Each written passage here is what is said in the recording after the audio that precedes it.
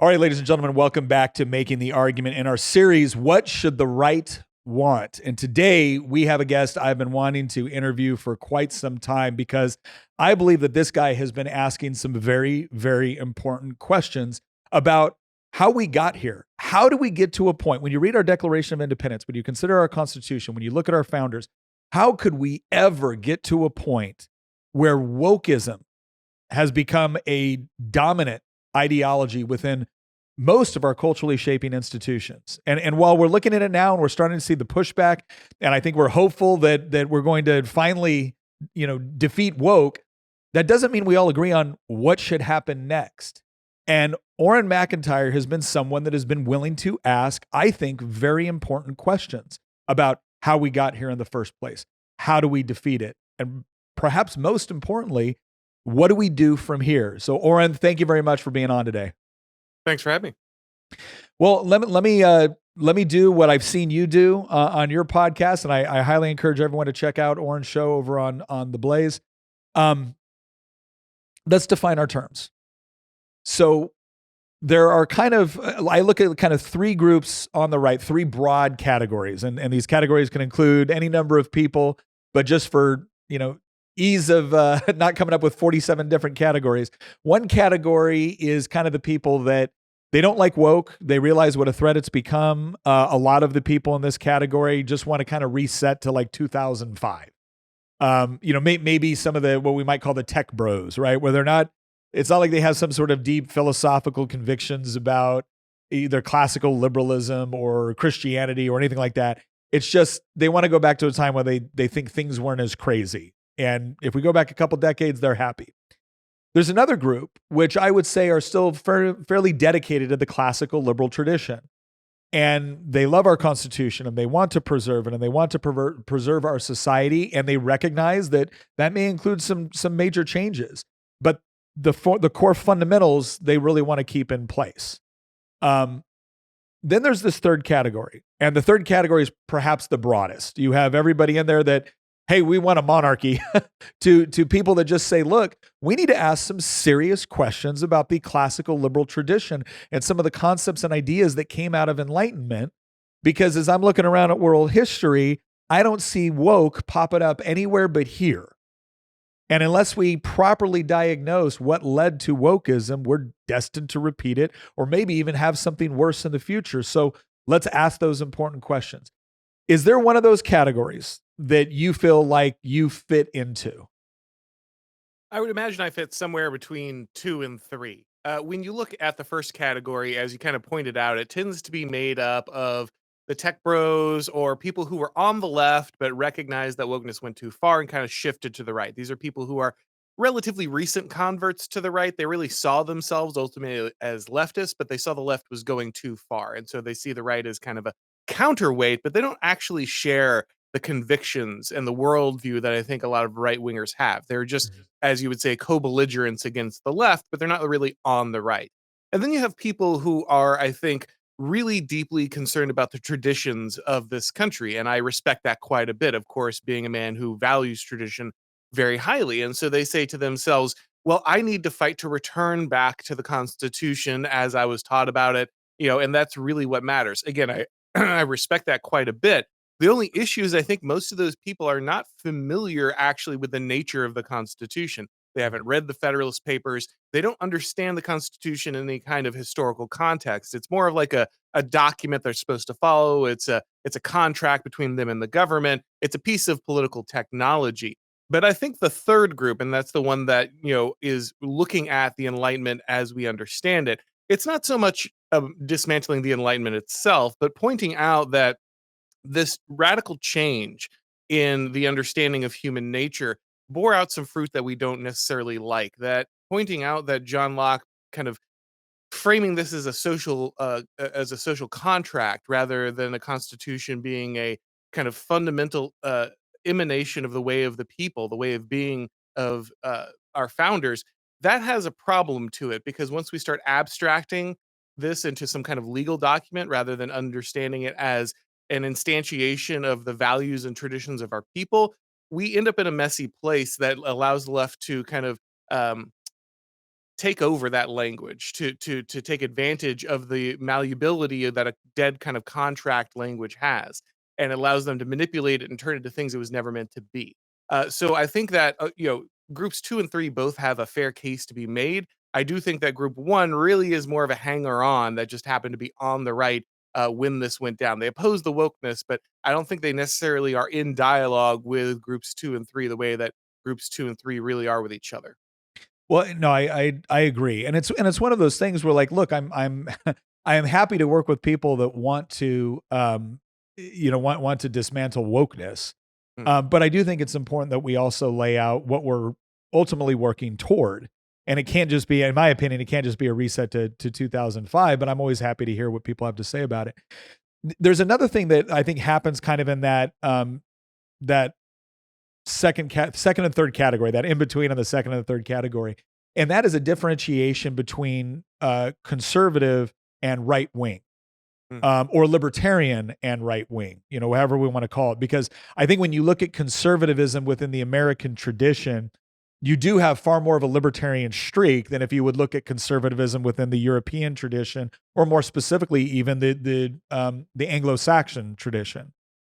And so when we say conservative versus right wing, like in interest of kind of defining our terms, if I were to say that the positive manifestations of classical liberalism are things like individual liberty, equal protection before the law, property rights, um, some sort of representative form of government which places limits on the government in order to create areas of society which are more or less free from constant government intervention or direction. Would you have any disagreement with like those as being, theoretically positive manifestations of the classical liberal tradition? No, not in general. And to be clear, those things aren't in and of themselves new to classical liberalism. Mixed government was something that Aristotle cited, and its Mhm. ability to restrict tyranny was something that he thought was a positive thing. So, while these are, I think it's fair to put them in the category of things that classical liberals care about. I don't know that they're necessarily sole innovations of classical liberalism. They're things that we could draw a line from many different sources that classical liberalism eventually adopted, to its great credit. But I would just want to say that those things are not things that you know Montesquieu or Locke or Hobbes invented out of thin air. They're part of a longer tradition that belongs to, I think, very very prominently Anglo-Saxon political Yeah. history. No, I think that's totally fair, and it is one of those things where I get frustrated sometimes, where all of a sudden and I get frustrated on both sides of this, where it becomes, on one side we either blame classical liberalism for everything, or we give it too much credit for Right. everything, as opposed to understanding that it's part of a tradition which incorporated other traditions. But would you say that perhaps a negative manifestation, and this is the part too where I kind of want to get into, does this fit more into the definition? Is this something unique to classical liberalism, or to just maybe just liberalism in general? Is this idea of egalitarianism or freedom from restraint? So, and by that I mean, if I look at John Locke, I mean, John Locke didn't think atheism should be legal. So clearly he didn't believe in being free from all restraints, but he did subscribe to a greater level of freedom than would have been, common in his time. And he felt like, and he tied that, he seems to have tied that to the transcendent on some level.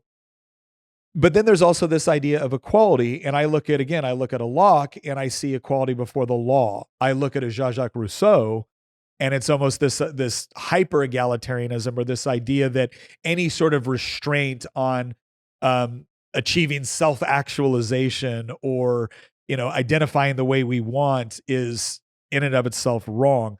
Do, how would you make a distinction on on between these two realms of maybe what we would say limited egalitarianism, or limited versus unrestrained? And do you think either one of those are uniquely tied to liberalism as a philosophy? Well, you're right to point out that someone like John Locke is radically different than people who would call themselves classically liberal today, right? He bears Mhm. no resemblance to like a Bill Maher or a Dave Rubin or any of these people, right? Like very, very different beliefs. So we should again use classically liberal in its historical context, and the fact that people today who are pushing, I don't know, gay marriage or something as if that's a classically liberal position John Locke would have been in favor of is just obviously not true, right? Yeah. So current classical liberals are not actually classically liberal. They just mean that they're like Bill Clinton or Barack Obama liberals. That's what they actually mean when they say classic, as in like Coke classic or something, not an ancient text. Um, but there is something, if you've ever read like Richard Fillmore, who's the guy that Locke is actually responding to in his treatise of government, you will see a radical break, right? And Locke is much better than Rousseau. I'm with you on that 100%. But you will see a radical break in the understanding of authority, the understanding of hierarchy, the understanding of tradition. So while Locke is much more sensible and today probably even looks radically right wing to a lot of people in our current environment, there is a shift in mentality that comes with the birth of liberalism. Now, for some of us, we would say that's great. I didn't want to be in these feudal structures. I wanted to break out of this understanding of authority that existed in the the Middle Ages, these kind of things. But ultimately, when we break that authority, there does seem to be a certain gravity. Like we end up on a certain gradient that draws us towards a more egalitarian society. We like some of those impacts, but eventually it breaks things down. We like it when the egalitarianism gets rid of the king and the nobility and allows every working man, every free man, every property owning man a vote. And then you get to the point where actually it starts giving the vote to illegal aliens and people who live off the system and all these other things that are obviously disastrous. And this isn't the first time that we see this. You could look at the Roman Empire and the extension of citizenship inside the Roman Empire, the way that Caracalla attempted to solve the problem by just handing out Roman citizenship to anyone and everyone that he could, thinking that ultimately that form of ancient amnesty basically would resolve problems. So this degradation in kind of the of civic life is not something that is unique to classical liberalism, and it's more of a cycle of civilization that we see over and over again. I think there are certain aspects of classical liberalism that do lend themselves to this, but do they have to be the end destination? No, not necessarily.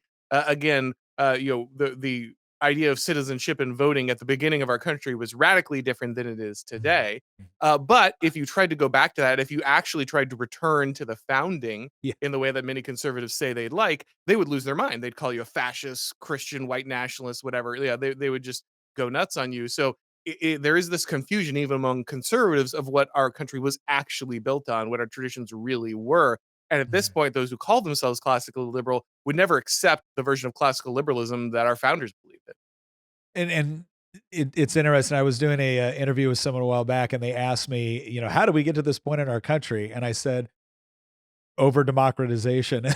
And I said, well, here's the end of my political career. But then I went out and I said, look, I'm not necessarily saying that we should go back to exactly the way it was. Obviously, I don't think people should be denied the franchise exclusively based off of their skin color or their sex. But I do think there's something ridiculous about the idea that you can get more from the system than you actually contribute and have an equal vote as to someone that contributes more than they take. I think that creates perverse incentives within a society, and I didn't create that. Like Plato was talking about it, but it's an important point that there is again, even when we talk about classical liberal, there's a very, very wide degree of schools of thought even within that broader category. So let me ask you this. I think that there is a worthy critique of the idea of classical liberalism, even in the vein that I appreciate. Again, the individual liberty, free markets, property rights, representative government. I still think that there is a worthwhile critique in suggesting that those concepts can essentially prop themselves up. I think it makes sense if you take those concepts and you put them on top of a broader philosophical structure that actually provides some degree of transcendence, identity, meaning, purpose. Well, then a people can flourish within those values and principles. But there has to be something undergirding that philosophy. And usually that comes with a long strain of tradition. Do you think, because I've watched some of your interviews on this and I was fascinated by them, do you think that part of the problem with the modern conception of liberalism is not just this idea that you can sustain it on purely secular grounds, that it requires no undergirding or foundation, but also this idea of the universality of it, that this is something that this is the true way, and now we must go and proselytize the nations of the world under the guise of liberalism? Yeah, I think we all kind of learned this lesson, but we keep forgetting it over and over again, right? Like at this point, everyone mocks the idea that we could have spread democracy to Iraq or Afghanistan, right? Like Yeah. As someone who it did seems 2 almost tours in Iraq, I agree. right. Like you are painfully aware Yeah. of the futility of attempting to erect, that system in that land, and that should have us ask some really serious questions, right? So when the founding fathers said we hold these truths to be self-evident, well, they clearly didn't mean the guys in caves in Afghanistan, right? Like, Yeah. there's no Thomas Jeffersons there hiding Yeah. out. You weren't like pulling guys out of, different desert holes that were probably going to be Alexander Hamilton or something like that, right? Like, that just wasn't the case. So when they say the truths are self evident, well, the question is to who, right? Like, oh, to us, to the people of our tradition, to the people of our way of life, our way of being. So is a limited constitutional republic possible? Yeah, probably among people like us, right? People who have that value, have that structure, have that tradition, have that religion, have those beliefs and faiths, right? And it's not that the founders were even like hiding the ball on this one. Obviously, everyone likes to point to John Adams and his quote about the Constitution only being for a specific type of people, a specific type of Moral and religious. population. But we also Yeah. look like someone Ben Franklin saying, "Well, it's a republic if you can keep it." Like he was perfectly aware that this was not some eternal form of government that was put into place because we wrote the Constitution. It was something that had to be maintained. It was something that had to be lived. It had to be embodied. And so the idea that you can just kind of write a constitution and slap it on the side of a country and therefore it becomes America is obviously ridiculous. You look at something like a Liberia that has a photocopy of our constitution, not working out exactly the way that they like. South Yeah. Africa has a beautiful constitution. It offers all kinds of free things to all kinds of people, and the country is a disaster. So it's not the Constitution as written that matters. And this is really where I think conservatives make the mistake. They think the Constitution itself, the document, the physical piece of paper, is some kind of guarantee of liberty or the way that the government should run. And I think this is actually, in some ways, the fault of classical liberalism. It lets people believe that their government is some kind of like uh you know consenting contract that they enter into, and as they Mhm. can just break it at any time, and that's just obviously not the case, as we learned in the 1850s and 60s. Yeah. And so ultimately the document has to be something else, right? It's obviously not just a piece of paper that outlines the rules and then we follow it. And because we took that approach to it, we made disastrous decisions when it came to going across the world and trying to spread liberty and all these things. This type of government is for a certain type of people at a certain time, and it worked beautifully in the time where it was given. If we want to even think about returning to that, we need to think about why it worked in those moments. Can we return to it? I don't know, but if we can, it would only be because we properly understand that document, its origins and the traditions and folkways it came out of, not because we like properly adjusted an amendment somewhere and fixed the language and boom, now the constitution is restored because we figured out the contract law. It's not a contract. It's literally the constitution of the people. It is the way they are constituted. It shows the way that you should be living your lives as American. So let me ask a question on this, because this is something I'm struggling with right now. And it's something I've seen more and more people kind of the right bringing up this idea of the universality of principles, and essentially claiming that, well, and again, when you describe this, you said this is a certain type of government for a certain type of people at a certain time. And I think that's fair to point out that yes, there's a reason why governments tend to change over time and the legal structures tend to change over time. And I think most of us can recognize that, well, yeah, things are going to naturally adapt based off of technological innovation, or maybe incorporation of new populations, expansion of territory. Like all of that's going to impact your civil structure. The question is whether or not there's something core or fundamental at the root that can still provide some sort of identity American. Like, what does that mean? And do we all have a general idea of what it means? And do we all like what it means? And clearly that's not the case today. We have a significant number of people in the United States, one might argue a critical mass, that do not like the definition of American, or do not agree on what it is, and do not like where we came from, and do not like our history.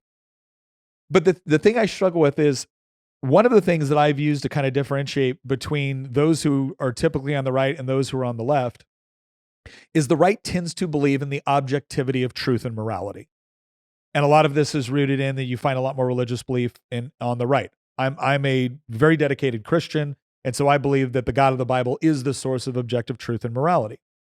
On the left, it's more of this concept that truth is relative, right? It's more about perspective and power structures and everything else. So when I hear someone on the right describe something in such a way where I'm wondering, like, are they claiming that certain principles are not universal, that it's just for a particular time and place and people? Or is it, well, I'll just stop right there. I'll ask that question. Is that the claim, that these principles are not universal, or they're not objective so much as they are relative to the time, place, and people? Ladies and gentlemen, if you have a home defense weapon and it is locked up in a safe, it's not a home defense weapon. That's right, because when you really need it, you don't want to be fumbling around with a complex combination in order to get access to your firearm. But Nick, I have little ones in the house. How do I protect them at the same time? Great question. That is where StopBox Pro comes into play. Because StopBox Pro, unlike others, doesn't have complex combinations, keys, batteries, things that you have to rely on that could fail you in the moment when you need it. Instead, it's got a special push button design. You can use it very easily, one hand, get access to your firearm in order to protect your loved ones and protect your little ones who are not yet ready to handle those firearms appropriately. So here's what you're going to do. You're going to go to stopboxusa.com/MTA. That's stopboxusa.com/MTA. You're going to use that code MTA. Why? Because you're going to get 15% off your order. That's right. 15% off your order when you use code MTA. Go check out the link in the description. You're going to like them. So this is an interesting problem that the right has run into, because you're correct. Of course, the left has been dismantling the idea of objective truth. They want to make you a man, a woman. They want to, a family is whatever you want it to be. All of this stuff, right? And so very naturally, the defense mechanism is, well, any attack on the idea of truth as relative should be understood as some kind of leftist maneuver, some kind of enemy behavior. That's entirely reasonable, right? But that's not the point being made here.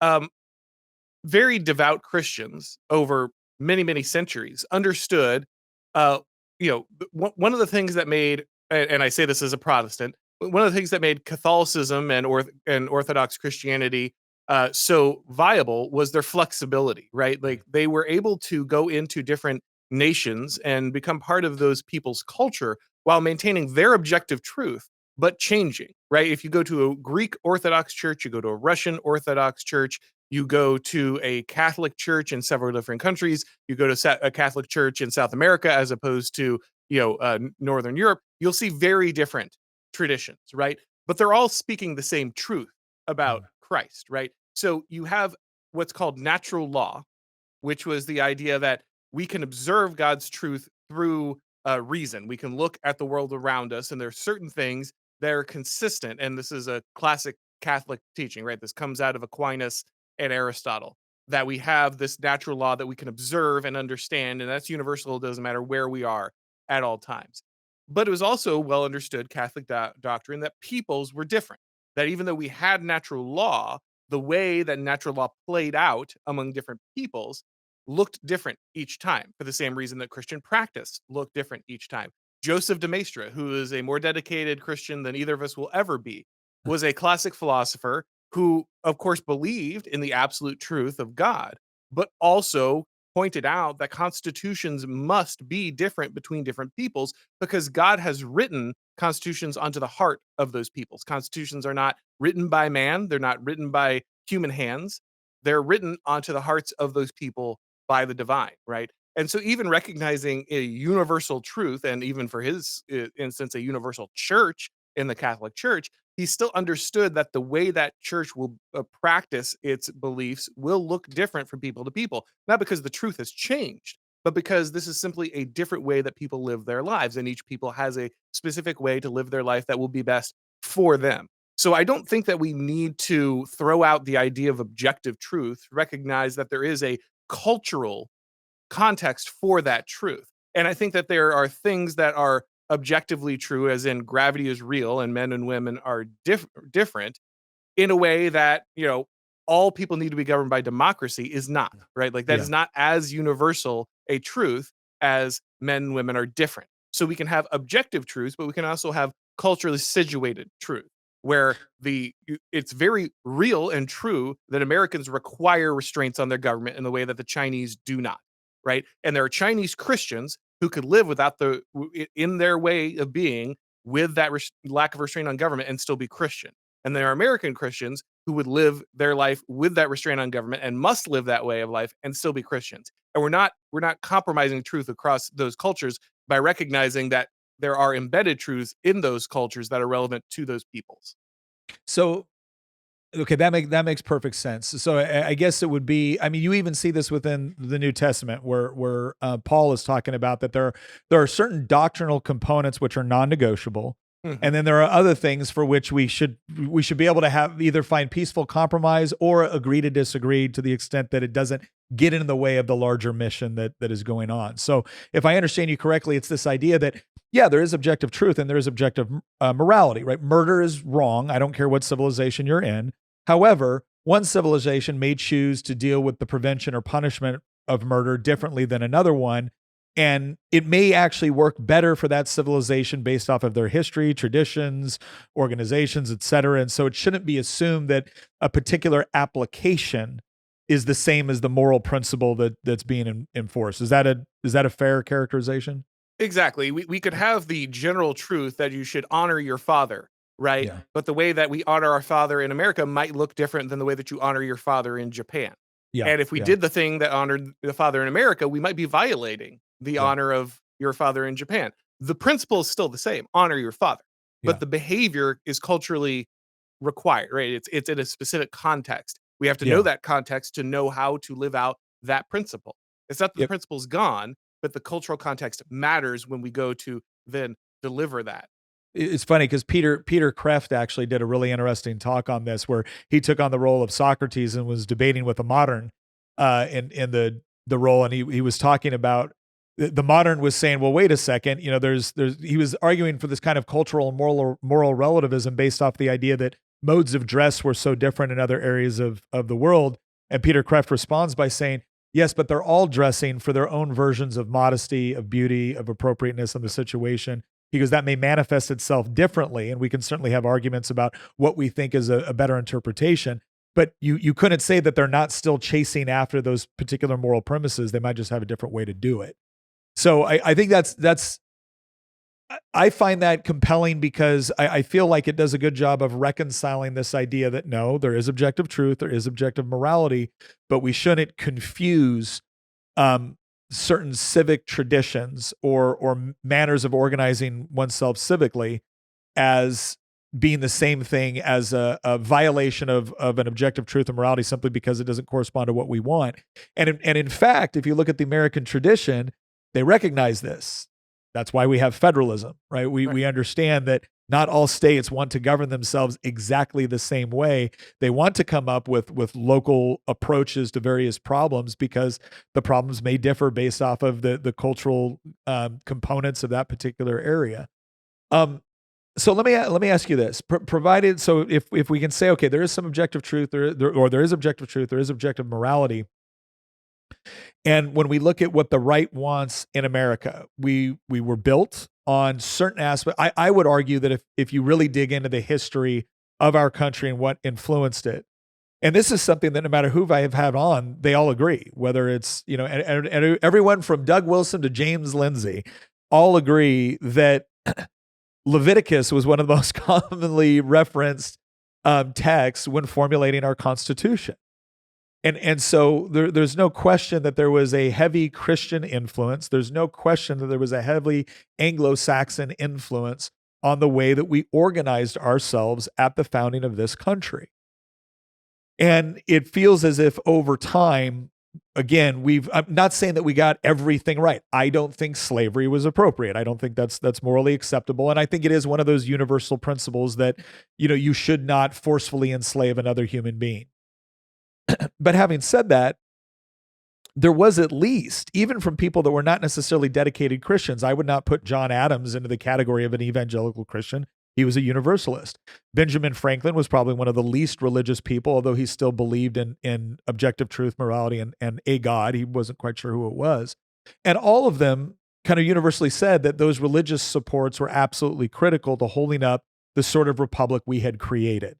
Washington has said the same thing in his farewell address. Do you believe that part of the problem, part of the way we went from the founding of this country to a period where people with a straight face were arguing that it's not just a straight face, they were celebrating and saying you were immoral if you didn't want to give chemical castration medicine to a gender-confused 10-year-old? Why do you think we went from one place, that was founded on that to that? Like, what are there any straight lines that you draw, or maybe some circuitous lines that you draw that got us to there? Because I think properly diagnosing that will help us fix what we do going forward. Oswald Spengler believed that every civilization had life cycles. Like a plant, you kind of have a seed and you grow and then you bloom and then you fade over time.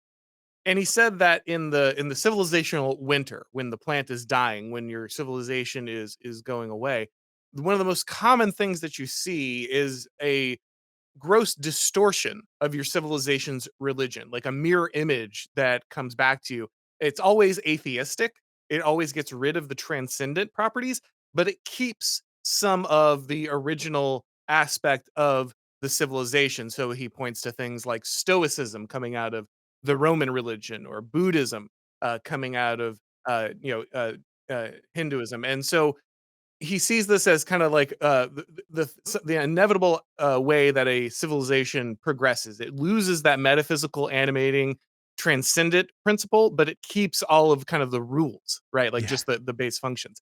Yeah. And that's I'm not the only one to say this, but that's really what wokeness is, right? It's this ugly mirror of Christianity. And Spengler even said that socialism was the natural mirror of Christianity, right? It's Christianity shorn of Christ, shorn of the divine, shorn of the transcendent. And so I think if we look at wokeness, it's actually pretty easy to see where it came from. We can look at it and say, well, this is all the parts of Christianity, but shorn of their tie to like objective truth and to a transcendent being. So it's the idea we need to be compassionate, we need to be equal, everything needs to be, they'll look at a verse that says there is no man or woman, right? And they'll Yeah. say, well, there you go, right? Yeah. How Christian is this principle, right? We laugh, but it's funny in a way because it's an obvious distortion of what was meant by that passage. But I think that there is some real truth to that. And so we need to recognize, I think, that ultimately what we are living through is a bunch of people who are following Christianity shorn of Christ. They are culturally Christian, even if they would deny Christ, even if they would emphatically, there's an old saying, the atheist is the guy who doesn't believe that God exists and is very angry about him. And so we have that, I think, in our current paradigm. We have a lot of people who are kind of living on the last fumes of Christian truth, but they've just separated from Christ so thoroughly that it's completely distorted, right? So when you try to reason with them about it, they have no foundation. The house is built on sand. So the minute you start saying, okay, but like obviously when we say we want to be equal, we don't mean to the point where like we're forcing people to like be okay with their children getting mutilated. But for them it does, right? Because Yeah. ultimately you have to have compassion for the child and everyone needs to be able to live their own truth, and all of these things that we've heard from leftists over and over again. So I think it's fairly easy to see how we got here. It's we kept the Christian principles, but we separated them from Christ. And no principle works without the people it's dedicated to, the system it believes in, the tradition and the wider metaphysical truth that it's allied with. Once you kind of break it away from those things, the disembodied principle actually becomes this like terrible egregore that starts just consuming everything around it. And I think that's kind of where we're at. We have this deeply perverted Christian heresy that now rules what was once a Christian nation. as sadly many people predicted would come about in kind of the normal life cycle of any given civilization. It's interesting you say that about it was probably about 12, 15 years ago. I was writing a college paper, and we were talking about ethics within the intelligence community. And the question was, what is the biggest ethical challenge facing the intelligence community? And most people were writing papers on rendition or enhanced interrogation. And I told the professor I wanted to write mine on postmodernism, that I thought that was the greatest threat. And he goes, okay, explain what you mean by that. I said, well, if truth is relative and morality is relative, well, then eventually, if you're raising soldiers and intelligence operatives and everything else within that sort of environment, well, then they're basically going to have a moral framework whereby they can justify anything.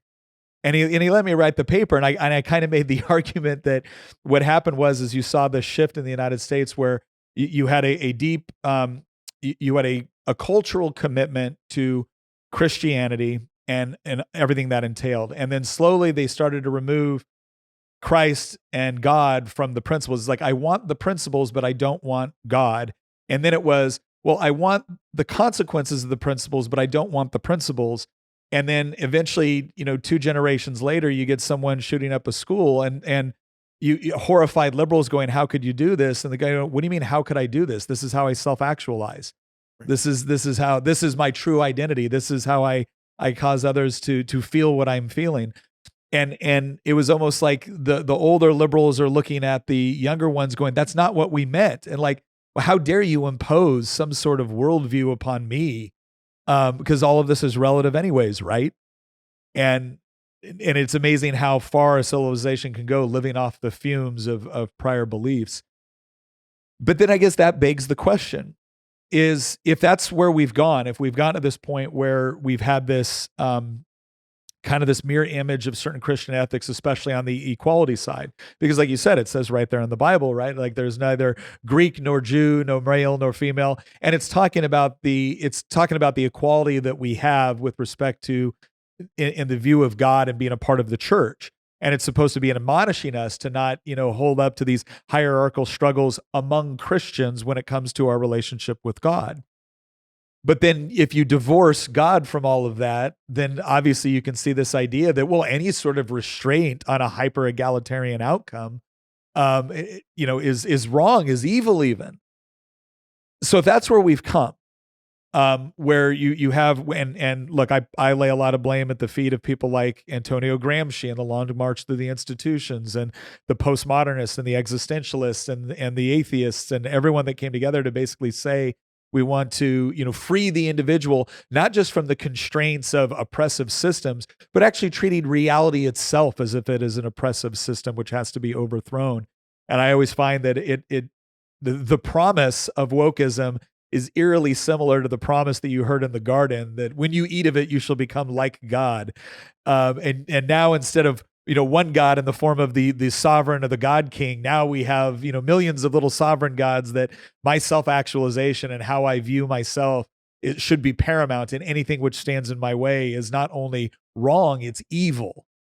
And you can see very quickly how that becomes impossible to maintain a civilization of people that can peacefully coexist with one another. So this leads me into my next question.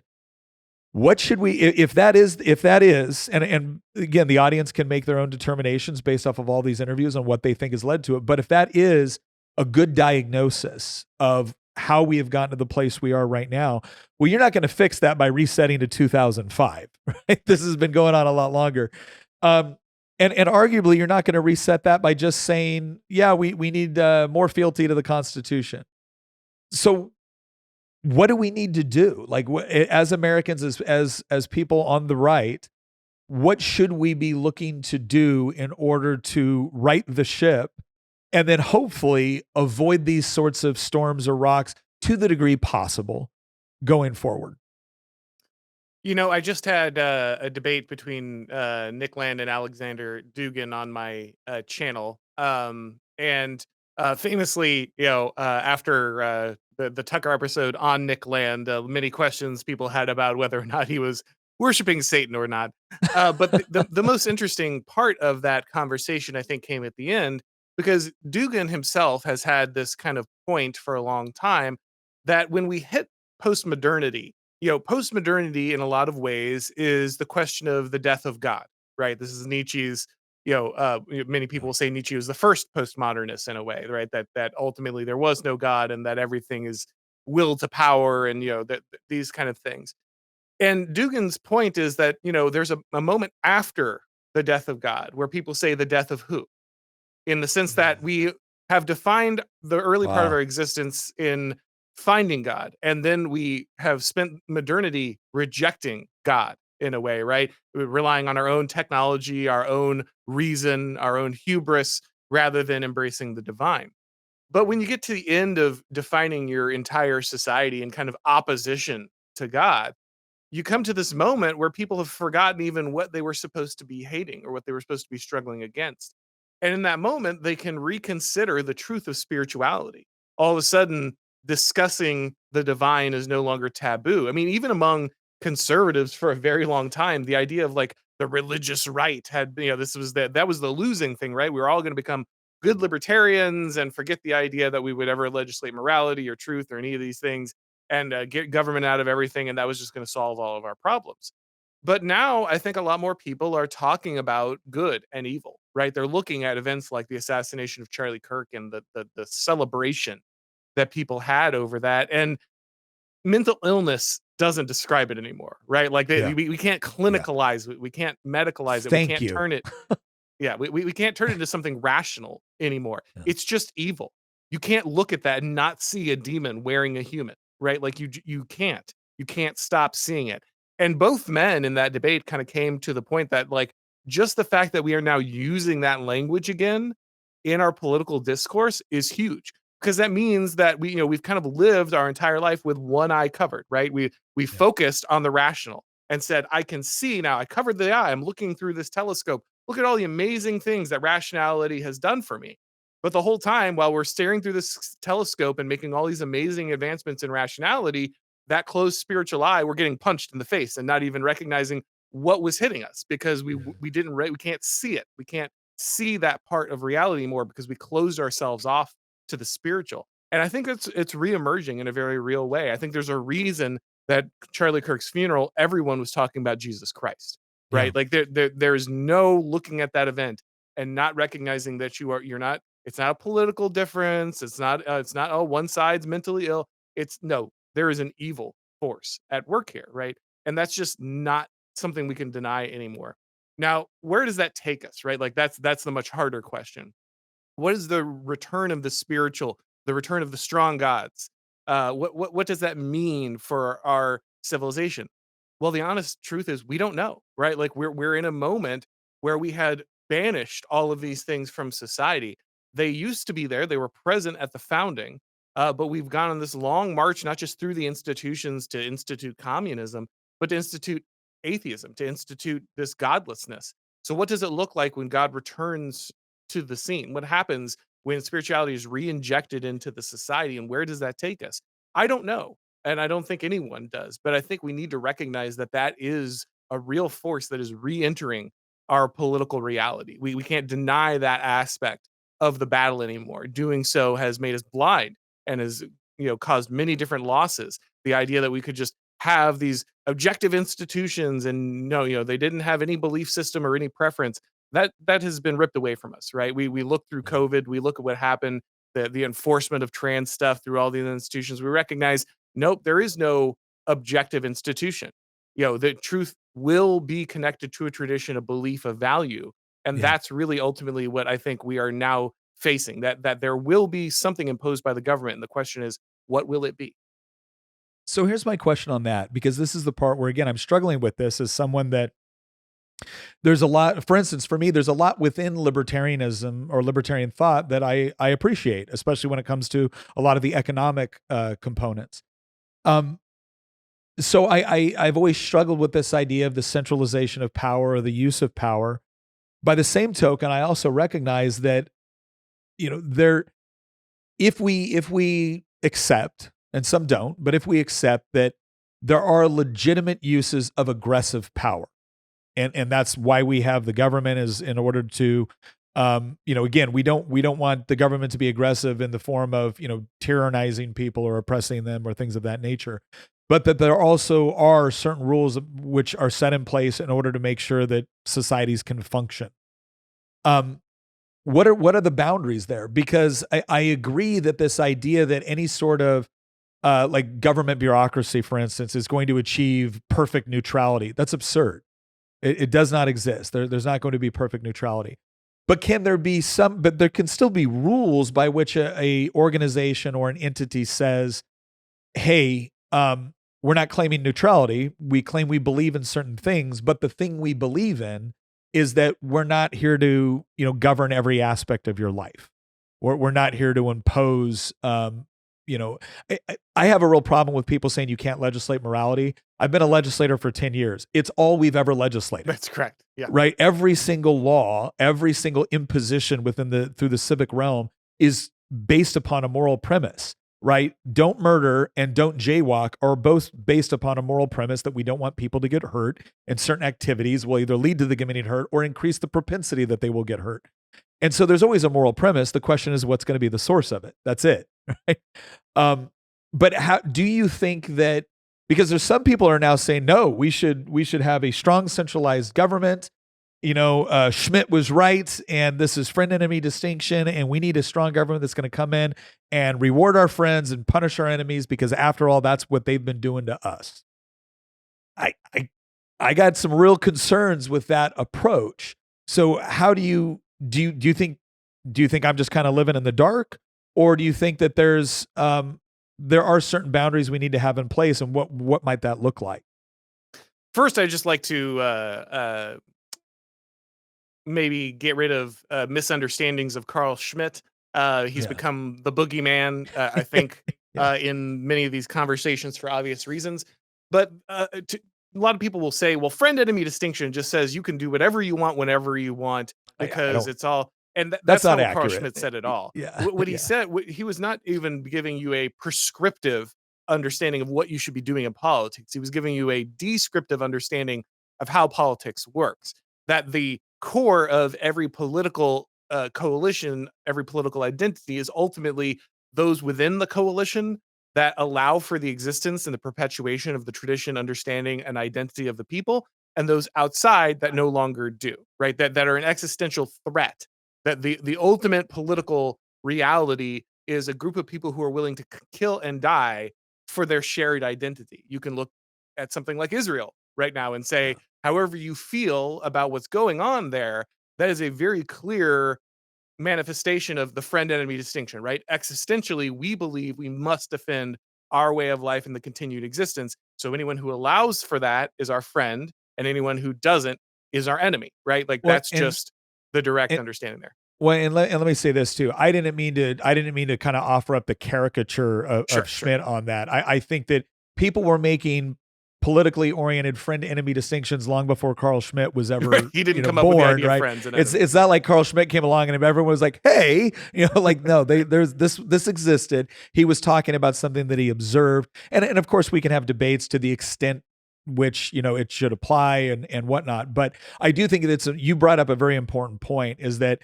my understanding of Schmitt is that he wasn't saying that if you and I disagree on the top marginal tax rate being 10% or 12%, that you and I are now mortal friend and enemies. Correct. He was talking about friend and enemies in the extent that there are questions which are diametrically opposed to where, and look, the Speaker of the House of the Commonwealth of Virginia called me out publicly because on the day Charlie Kirk died, I said, what we've now recognized is that this is not a civil discussion among fellow citizens. This is a war between diametrically opposed worldviews which cannot peacefully coexist. Because I can't coexist in an environment where you kill me because I say things you don't like. And so I just want to make sure that you understand, I'm not trying to do the caricature and throwing out the Carl Schmitt boogeyman. There's a lot of things I disagree with on Carl Schmitt. I think all of us would say that. But the friend-enemy distinction part that he brings up, I think when it's properly understood, it kind of makes sense. Well, ladies and gentlemen, you've asked for it and we're delivering it. Nick, how can you have so many coffee mugs and not have a coffee line? Oh, don't we? That's right. We are rolling out our new coffee line with our new special brew. That's right. Brew around and find out, which goes very, very well in your tread around and find out coffee mug. You can go to shop.nickjfreitas.com to look at this and all of our new merch. That's right. We've got hoodies because it's getting a little cold out there and you're going to need to dress appropriately, not to mention the fact warming yourself up with a nice snarky coffee mug with some brew around and find out on your own porch as you watch what we're talking about on our porch. Once again, shop.nickjfreitas.com. If you like what we do here, it's a great way to show your support, not to mention show your loved ones that you truly love them. Thank you. My child and chop his genitals off. Yeah. Like, that's it. That's Yeah. That's when the friend-enemy distinction is drawn. You try to do that, me and all of my friends will try to stop you because you are the enemy, right? Like, that's all he's saying. And the fact that it's kind of turned into this, like, well, therefore everyone should like become a Nazi. Like, this is just this is just that's not fair. not the implication. But to your wider question of like government power and the restriction on government, we should understand that this sounds counterintuitive, but sometimes expressions of government power actually reduce the power of government. So, for instance, Baron de Montesquieu was the philosopher that Madison was drawing on very heavily when he made the Constitution, right? Divisions of power, separations of power, branches of government. This comes from Baron de Montesquieu. But the confusion is not that like there's some kind of magical thing about like 3 branches that somehow stops government power. Like, you could have 3, you could have 5, you could have 7. The point is that Montesquieu recognized the only thing that really restricts power inside a government is opposing power, right? That Federalist 51, right? We're setting ambition against ambition, right? That's what we're looking for here. So, for instance, when you have a blue law, right? Blue law restricts you from going and buying alcohol or going to the movie theater or whatever on Sunday because you have to go to church, right? And technically, that's the government telling everyone what to do, right? You can't run your business. You can't go to these places on Sunday. That is a pure expression of government power in one sense. Simultaneously, by making church something everyone does and something that's recognized in the legal code, what you're saying is this is something that is so important, so central to our identity that we shut down everything else to do this. And what that does is it gives power to the church. It gives power to the community. It gives power to the spiritual leaders because they have a recognized role in civil society. They have a place and a reality where they speak to what should be done and how it should be done. And that places a restraint on the government because now, by using its power to acknowledge the authority of the church, it has given that authority to the church over itself. And now the church has a way to speak into how the government should be acting. People assume that government should be acting in the way that the church dictates because it's already recognizing its power. And so, even though we've exercised government power in one instance, we've actually given another power to the church that can push back against the government. We've created a opposing power. Ambition will check ambition.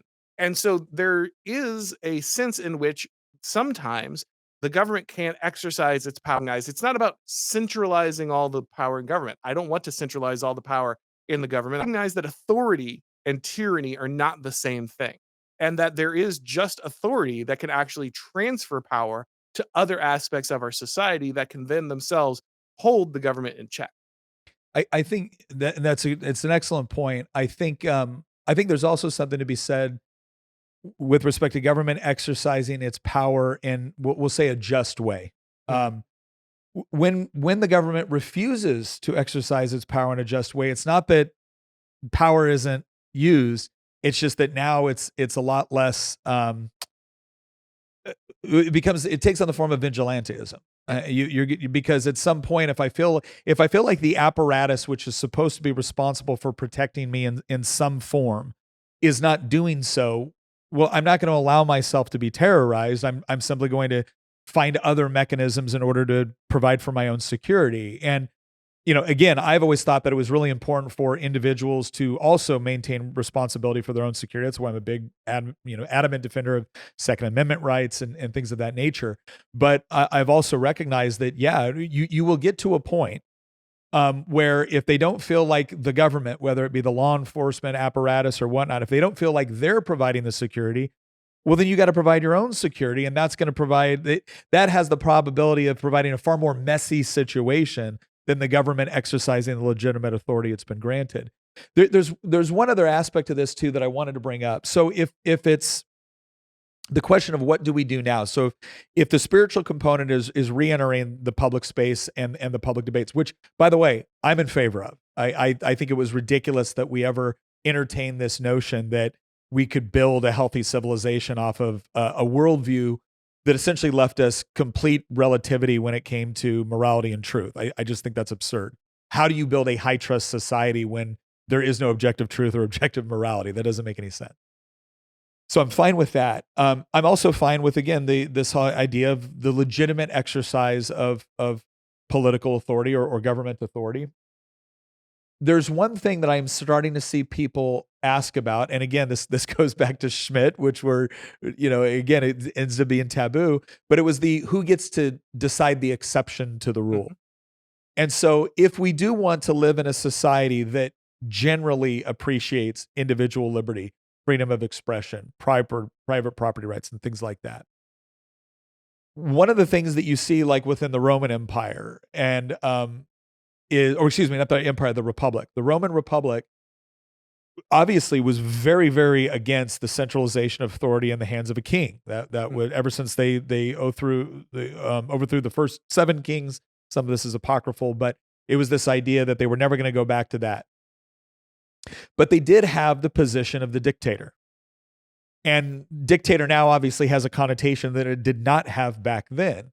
The dictator was just somebody that was called upon in a moment of crisis in order to, when you needed kind of unified command structure in order to defeat the threat, right? You can't win a war through committee, right? It was the idea of and even within our own government, the president is given special powers with respect to executing wars.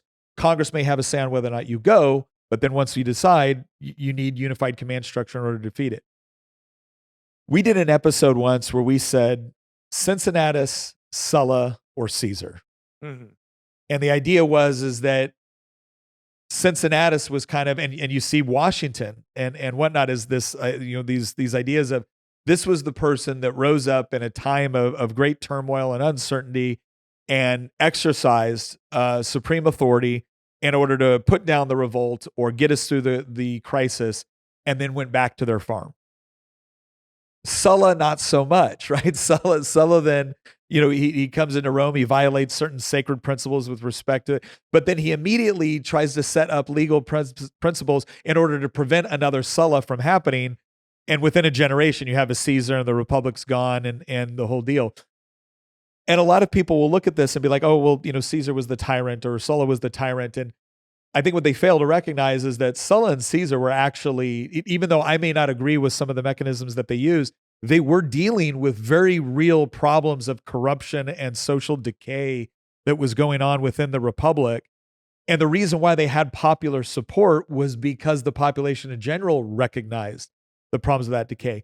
Do you think that in the United States, we have a problem with what we're dealing right now because there isn't that sort of mechanism? Or do you think that sort of mechanism always leads eventually to tyranny, and so best to avoid it? Yeah, I think the key here is to avoid the idea that what we have is a mechanical problem. So as you point out, the office of dictator is one that was created despite the Romans being very, very adverse to the idea of kings, right? And the reason that that office goes from something that is rarely used and, men handing over the power twice in the case of Cincinnatus was considered so noble was because there was a tradition and an understanding that while that authority might be necessary, there might be times where you must concentrate that level of authority. Ultimately, the principle, the belief structure of Rome was such that if you maintained that power when you no longer need it, you were so shameful, you were so terrible as a human being, you could not be. Your history would be ruined. You would be seen as a tyrant. That held people, that moral and principle held people back from abusing it. And the trick is not that Octavian did anything that anyone else didn't do. He's just the only one that did it without losing his head, right? Yeah. or getting stabbed. And so the point is that as soon as the principle, the belief, the constitution, one would say, of Rome changed, even though nothing changed on paper, but the constitution of the people changed, then it was inevitable that you would eventually get a dictator that sticks, right? And so that's the issue. It's not the mechanism. It's not like, oh well, because the office of dictator existed, it was only a matter of time. And that's Schmidt's point, right? Someone will decide on the exception in the Constitution. And the only thing that your Constitution can tell you is who decides. There is such a thing as rule of law, but it's really better to understand it as rule of tradition, right? It's rule of tradition, the folkways, the beliefs of the people, the religion, the principle. Those things are what actually constrains you, not the law as written. And once the principle is gone, once the religion's gone, once the faith is gone, it doesn't really matter what the words on paper say. It's not the mechanism that's holding you back. And so that, our Constitution can have zero changes. They could have zero amendments in the way that our society is supposed to work. But once the people change in their beliefs and their principle, we will have changed the Constitution, because the Constitution is written on our hearts, as de Maistre said. It's not on a piece of paper. There's a great book called The Ancient City by Festel de Clange, and he talks about the religious beliefs of the Romans and the Greeks as they change over time.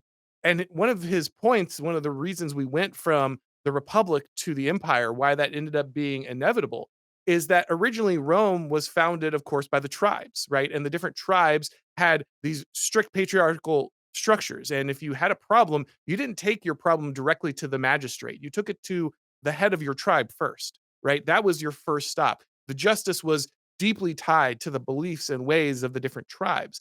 And the central government couldn't take power because the people would have held it jealously to the tribes where it belonged.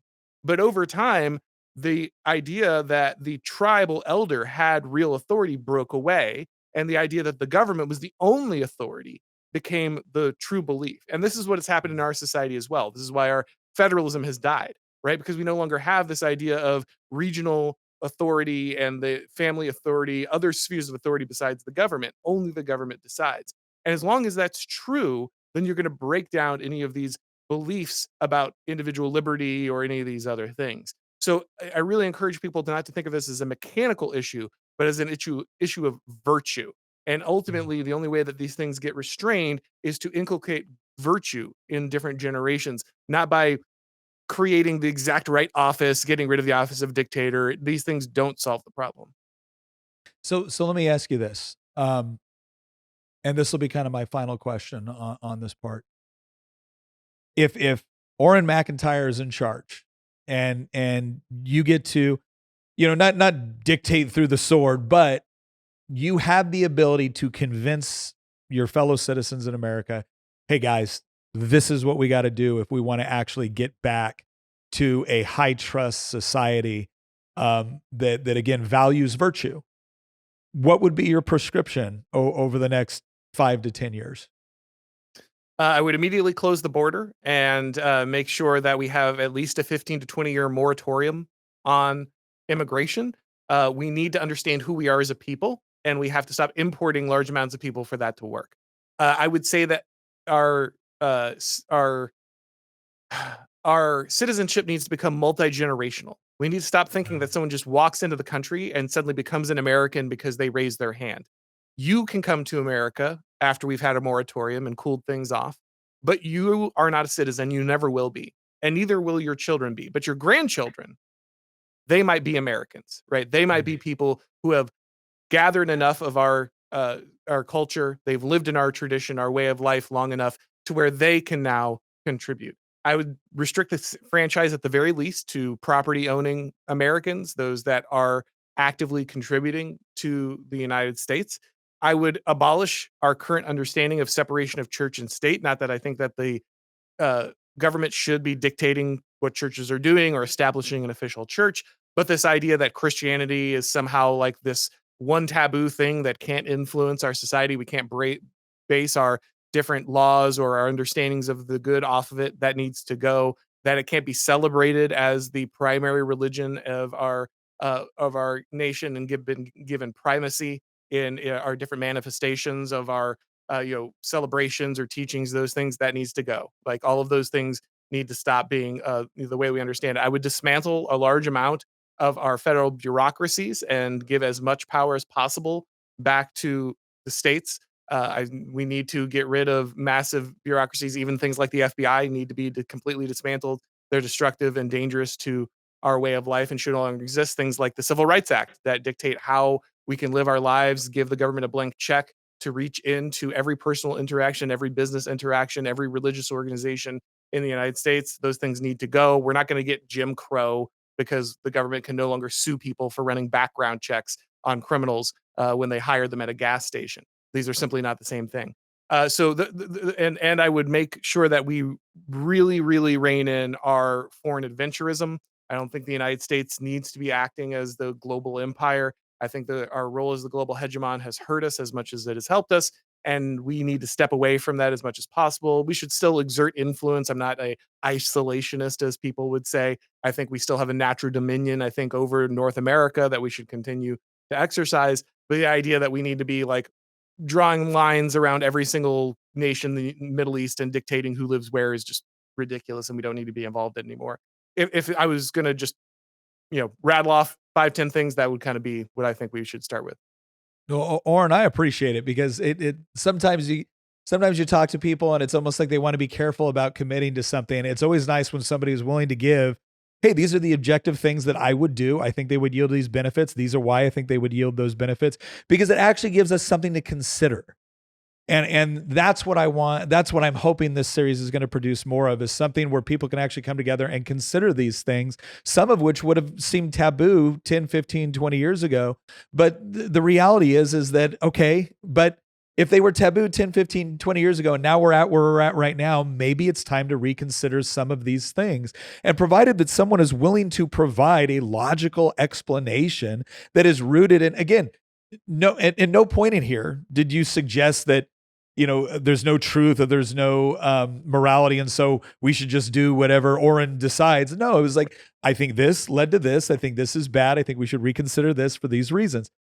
That's the sort of discussions I think we need to be having more of, so that we can properly diagnose the problem. And again, hopefully, I hope, land at a high trust society that does embrace objective truth, objective morality, and recognizes that, again, I'll say this again. I'm a Christian. I don't believe that I can spread Christianity through the sword. But I think it's absurd to suggest that I can't allow Christianity to influence the way I would like to live and the sort of society I would like to live in. No other civilization imposes those sorts of restrictions on their people or their deeply held traditions, whether they be religious or something else. And so I think it's crazy that we've accepted this idea that we can't allow that to influence our policies as well. So, Auron, thank you very much for being on today. Where can people find out more about you, about the programming that you do? Because again, it's fascinating stuff. Oh, thanks. Yeah, thanks for having me. I have the Auron MacIntyre show. It's, of course, on Blaze TV as well as YouTube and Rumble and Odyssey. It's got all the different podcast places you'd expect. And then, of course, I have my book, The Total State. It's about to go into its second printing in paperback. So if people want to pick that up, that's a distillation a lot about kind of what we talked about here today. So that's a good way to kind of get the background if you want to understand where I'm coming from. Well, once again, I want to thank Auron. I want to thank all of you for watching. Please let us know what you think in the comments. Let us know what you think of the series. This is all about allowing people to actually express what they believe in their own words instead of having other people do it for them. Auron has done a great job of just being very upfront about, this is what I see. This is what I'd like to see change. I think he makes some incredible arguments. So again, thank you very much for being here. Thank you all for watching, and we'll see you next episode.